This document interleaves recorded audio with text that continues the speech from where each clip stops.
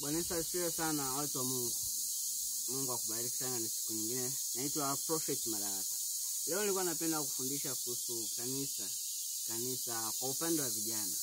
Kwa sababu vijana ndio taifa linalokuja kesho, na ndio taifa ambalo linatakiwa kuwa na nguvu kwenye kila sekta, kwenye imani, uchumi, kwenye kila kitu. Lakini ningependa nikukumbushe jambo moja, kwamba katika mambo yote unayopambana, unayotafuta, usimsahau Mungu, kwa sababu Mungu ndio director wa maisha yako, na Mungu ndio anayekuongoza na anayekupa kila kitu ambacho unachokitaka. Yeye ndio anajua wewe upate saa ngapi na muda gani sahihi wa kupata kwake.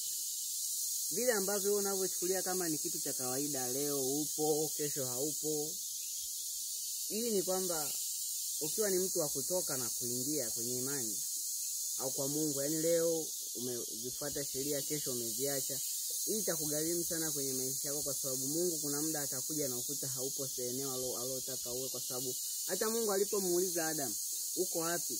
Hakumuuliza uko wapi ndani ya bustani. Alimuuliza uko wapi kwenye nafasi aliyokuwa amemweka. Mungu hakumuuliza uko wapi kwamba alikuwa nje ya bustani. Alikuwepo ndani ya bustani. Hata wewe upo ndani ya hii dunia, lakini haupo ndani ya vile Mungu alipotaka uwe. Yani pale Mungu alipotaka uwe kwenye nafasi yako haupo.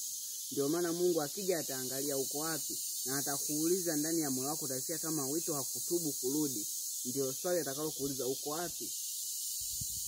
Sasa usitoke kwenye misingi ya kiimani vile ambavyo Mungu anavyotaka uwe, kwa sababu atakapokuja kikukuta upo, atabaki atakuuliza. Sasa huo muda wewe paka uje urudi utakuwa umepoteza muda mwingi. Ndio maana nakusihi ndugu yangu, kaa na Mungu vizuri, ishi na Mungu vizuri, akutunze, na yeye atakutunza kwa ajili ya kesho yako, atakupa maono kwa ajili ya kesho yako, atakupa nguvu. Sababu anasema mimi ni Mungu ninayekupa nguvu za kupata nini? Utajiri. Kwa hiyo yeye atakupa njia na atakupa nguvu. Kama akikupa nguvu, maana yake anakuonyesha sehemu ya kuzitumia. Mungu akubariki sana. Naitwa Prophet Madaraka. Amen.